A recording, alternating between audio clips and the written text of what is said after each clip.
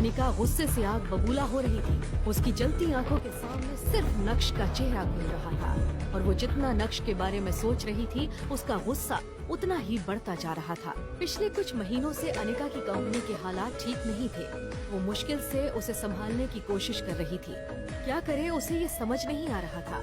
तभी उसे विहान मिला और जब उसकी दोस्ती विहान से हुई, तब जाके उसे पता चला कि वो एक बहुत बड़े परिवार से ताल्लुक रखता है। और बस यहाँ से अनिका ने विहान को अपने जाल में फंसाना शुरू किया। और आज विहान न सिर्फ उसकी कंपनी का बिजनेस पार्टनर है, बल्कि मेजर इन्वेस्टर भी है। और विहान की वजह से ही अनिका की कंपनी अभी चल रही है।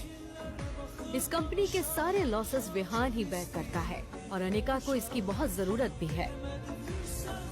अनिका का विहान से दोस्ती करना कोई आसान काम नहीं था।